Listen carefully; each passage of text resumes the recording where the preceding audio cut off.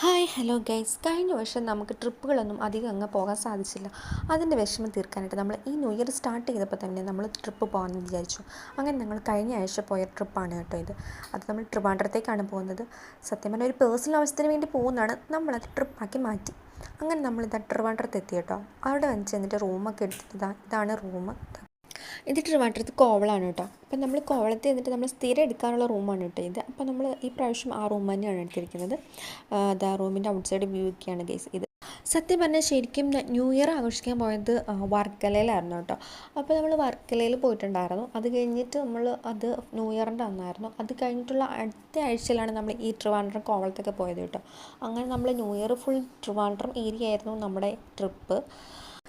അവിടെ ചെന്ന് കഴിഞ്ഞാൽ കുഞ്ഞാവയ്ക്ക് ഏറ്റവും ഇഷ്ടപ്പെട്ടത് അവിടുത്തെ ബാൽക്കണിയാണ് കേട്ടോ. അവിടെ നല്ല കാറ്റും നല്ലൊരു അറ്റ്മോസ്ഫിയറൊക്കെ ഉണ്ടായിരുന്നു കേട്ടോ കാണാനും. നല്ലൊരു ആംബിയൻസ് ഒക്കെ ആയിരുന്നു. നമ്മൾ കോവളം ബീച്ചിൻ്റെ അവിടെയാണ്. അപ്പോൾ ബീച്ച് സൈഡിൽ തന്നെയാണ് നമ്മൾ റൂം എടുത്തതും. ബീച്ച് സൈഡ് ആയതുകൊണ്ട് തന്നെ നല്ല കാറ്റുണ്ടായിരുന്നു കേട്ടോ ദിവസം. അങ്ങനെ നമ്മൾ ചെറുതായിട്ട് ജസ്റ്റ് ഒന്ന് ഫ്രഷ് ആയ ശേഷം നമ്മൾ നേരെ തിരിച്ച് പോകുന്നത് ബീച്ചിലേക്കാണ് കേട്ടോ. അപ്പം വൈകുന്നേരം ആയതുകൊണ്ട് സൺസെറ്റ് കാണാം. കുഞ്ഞാവ് വാശി പിടിച്ചിരുന്നതുകൊണ്ട് നമുക്ക് സൺസെറ്റ് കാണാൻ പറ്റില്ല. നമ്മൾ കുറച്ച് ലേറ്റ് ആയിട്ടാണ് റൂമിൽ നിന്ന് ഇറങ്ങിയത്. റൂമിൽ നിന്ന് ഇറങ്ങിയപ്പോൾ കണ്ട കാഴ്ചയാണ് കേട്ടോ ഇത്. 2 മൈലുകൾ വന്നിട്ടുണ്ടായിരുന്നു. പിന്നെ അതൊക്കെ കണ്ടു കഴിഞ്ഞ് നമ്മൾ ഇറങ്ങി കേട്ടോ ബീച്ചിലേക്ക് ഇറങ്ങിയപ്പോൾ തന്നെ സമയം ഒരു 7 മണിയൊക്കെ ആയിരുന്നു. അതുകൊണ്ട് സൺസെറ്റൊക്കെ കഴിഞ്ഞ് അതൊന്നും കാണാൻ പറ്റിയില്ല. നമുക്ക് വെള്ളത്തിലും അധികം ഒന്നും ഇറങ്ങാൻ പറ്റുന്നില്ലായിരുന്നു, ഒരുപാട് ലേറ്റ് ആയതുകൊണ്ട്. നമ്മൾ ജസ്റ്റ് വെള്ളത്തിലൊന്ന് കുഞ്ഞാവ ഇതുവരെ ബീച്ചിൽ ഇറങ്ങിയിട്ടില്ല, അവളെ ജസ്റ്റ് ഒന്ന് വെള്ളത്തിലിറക്കി.